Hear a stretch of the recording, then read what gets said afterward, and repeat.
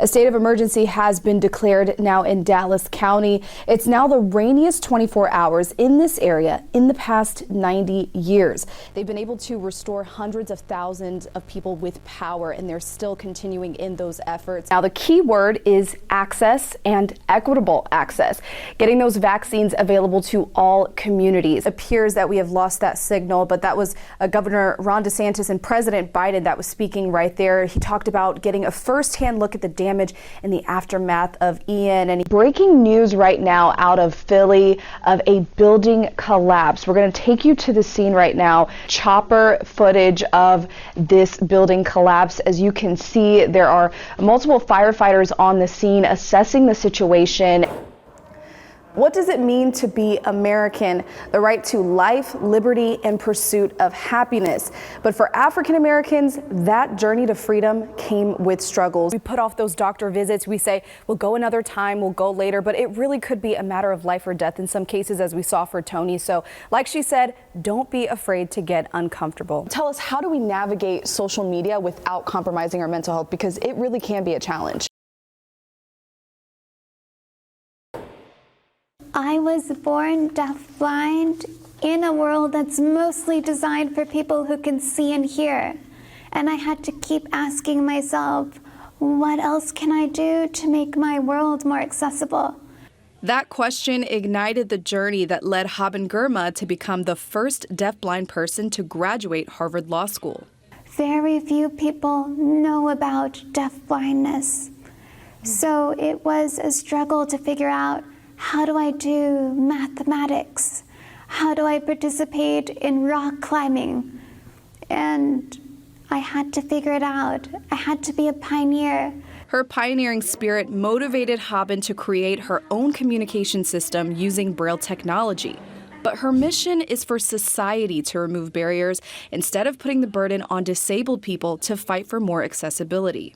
So when disabled people are trying to get a job, go to school, access websites, they often encounter designs or policies that exclude us. And all of that falls under the umbrella of ableism. It's the systemic belief that only people who are fully non-disabled have dignity and respect. Her own experience with ableism is what inspired Haben to write her memoir. After I graduated, after working really hard for 3 years to get this degree, people were asking me, how can you walk on stairs? You're gonna fall. Or they're asking me, how do you write an email? Stereotypes she fights by doing what she loves: skiing, salsa dancing, and sharing her story, which caught the attention of another well-known Harvard Law grad, former President Barack Obama, Technology can bridge the gap for people with disabilities, who invited her to speak at the 25th anniversary of the Americans with Disabilities Act. Her story touched Jennifer Shipley from the Miami-Dade Public Library, who believes Haben's story can bring people together and elevate the disability community. She's just an awesome, exciting person, and I think with all the things I've been through, you know, if she can thrive and be happy, then I certainly can. What can we learn from people with disability about ourselves? We're not all the same. Not every single person, whether disabled or non-disabled, is the same. So we need to teach people to treat us as individuals. For NBC6, I'm Sarah Bekele. Wow. Wow. His kitchen, a complete nightmare. His furniture, equipment, and tools totally underwater. This isn't only Chef Amir's home, it's also been the home base of his catering business for the past 3 years.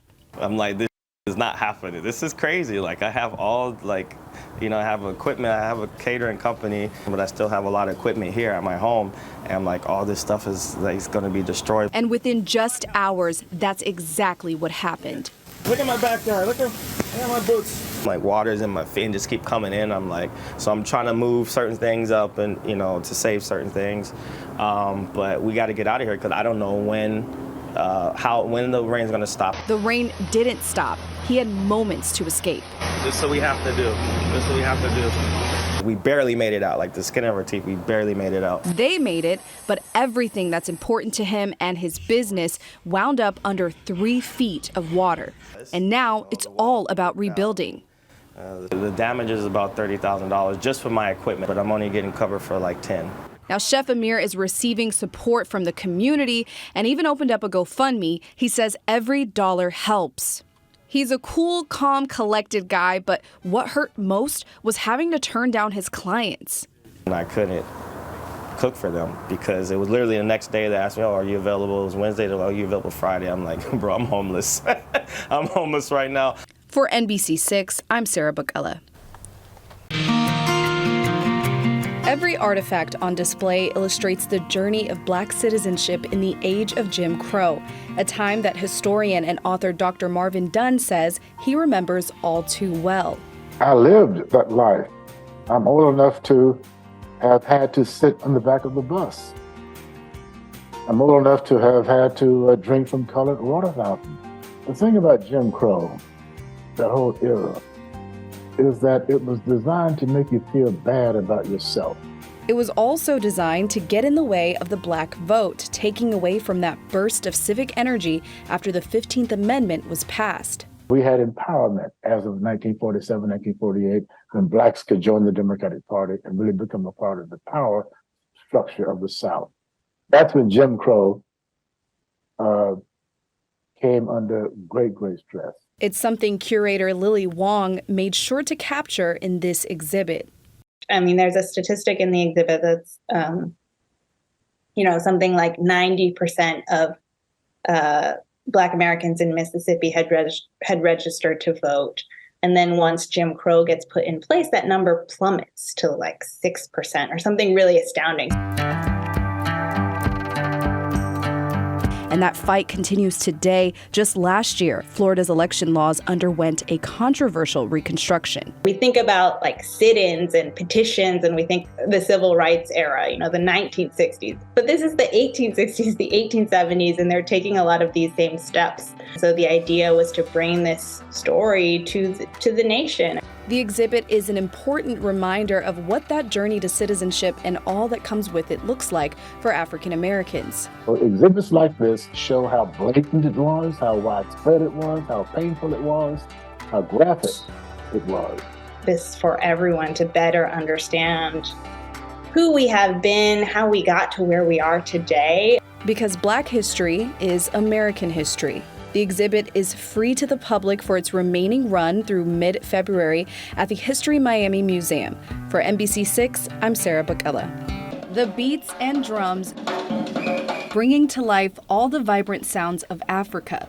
The students here at Everglades High School say it's a lot of work to get ready, but so worth the effort. Before this, I never really knew what it took to put on a show. I always knew it took a lot of work, but when you actually get to experience it and see it, it's really magical. There's going to be dancing, singing, a whole celebration, and a special performance by Julian Marley. Yeah, the legendary Bob Marley's son. This opens their minds to say, wow. That's instructor Willie Stewart, former drummer of Third World, a Jamaican reggae fusion band with chart-smashing hits from the late 70s and 80s, like this one. Now that we found love, what are we gonna do with it? The students say it's an honor to work so closely with such a legend. Mr. Stewart, he makes it fun. I mean, he's really patient. You can tell that he genuinely cares about the students.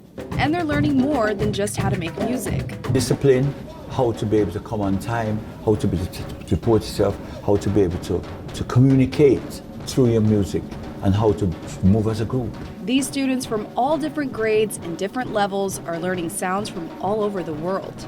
Cuban music, Puerto Rican music, Brazilian music, Jamaican, Trinidad, New Orleans, jazz, all of these styles has been influenced in the diaspora from Africa, the original. The mission of this class is to keep these rhythms alive while also giving students a special stage. It's important also for them to have these outlets to express themselves and showcase their talents. It's been very fun. I get very excited every time I learn something new, a new rhythm. The students hope the audience can feel the depth they feel from the music. If we're singing or dancing, I want them to sing or dance with us. It's really nice to have that new rhythm in you. For NBC6, I'm Bekele.